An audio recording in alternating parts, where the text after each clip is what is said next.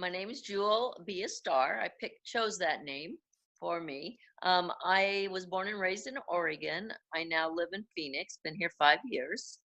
And what else? My path has been that to enlightenment and fulfillment of self-love. And so in 1997, I went to Peru, which was after reading Celestine Prophecy, and that was my awakening.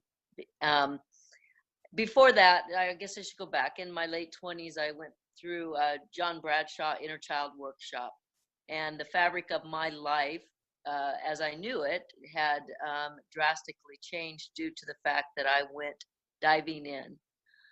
Actually, that's my passion, is to work with that age group between mid 20s to mid 30s, when they do go through their first solar return, because mine was so traumatic. And it really did open the door to knowing that I was here to love myself. And that has been my journey, is uncovering, discovering, reconnecting, owning, allowing, all of those things to awareness of self.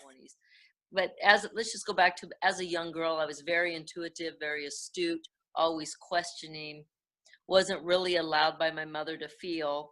I was always, I felt like a little kitten being put in a box and to stay in there. And I was always, it's time to get out, time to get out. And always questioning when somebody would tell me to do something and they didn't do it. And, or I heard some kind of comment that had been expressed differently. I would always question the integrity of the question. So I was always in trouble as that. So I was a pretty precocious young lady. And so really going up into my teens were very traumatic for me. And then going into my 20s, always, I went into the army, and then so I traveled a lot, always had this bug. But there was a discontent in me, never satisfied. So what happened in my late 20s during my first Saturn return, which of course I didn't know was a Saturn return at the time, was I had had an affair and I was married. And that really got me looking into, why am I so dissatisfied?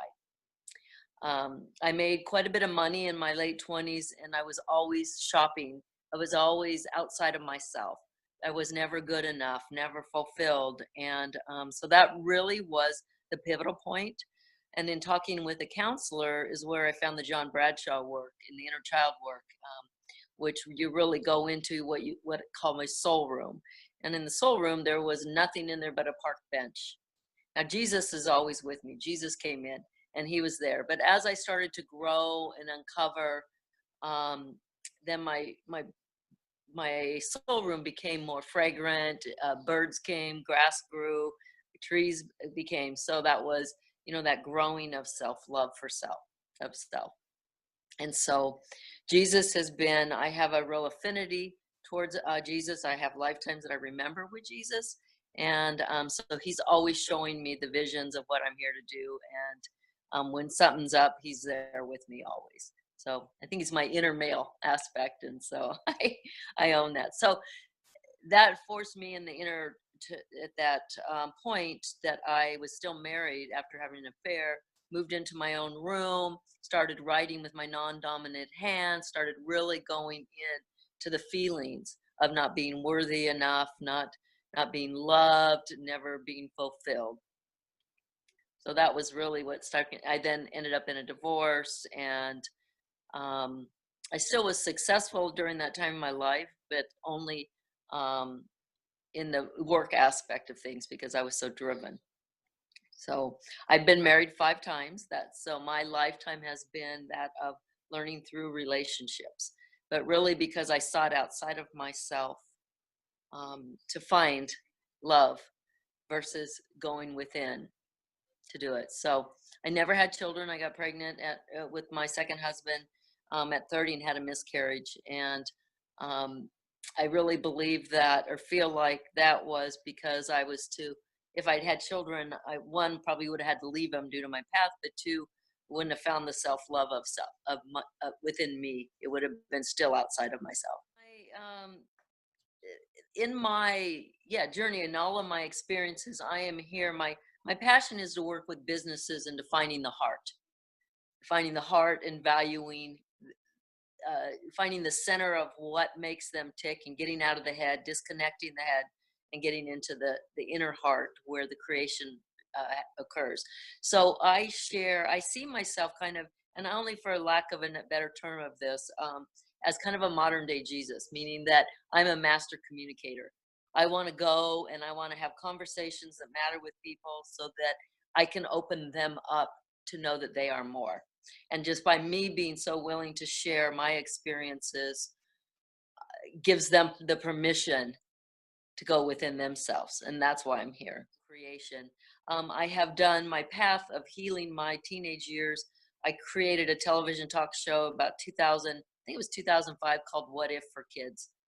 And the show was focused on um, them asking the question, going into the future, playing out possible avenues of outcome based on choice they were about to make, giving them more self awareness and conscious choice about no matter what happened, the situation didn't have power over them. And so it's just been bits and pieces that I've been writing and studying. But then, I just decided, okay, it's time. Juhl B Estar is, like I said, I chose that name about 5 years ago. That really has changed. What I didn't know when I picked Estar, it means to be. So I'm here to be, and I'm here to be so that others can be.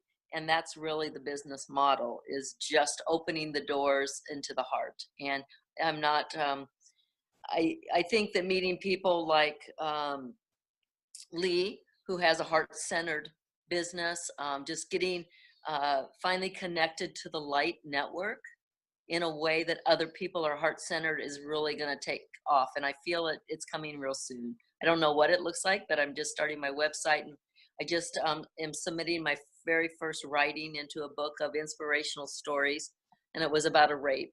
And I just got information back from the editor that said that the way that I expressed it and wrote it was very, very powerful. And so it was really nice confirmation that, I'm to be writing and sharing, and, just little anecdotes of, but not really prepared. It's more of what's top of mind.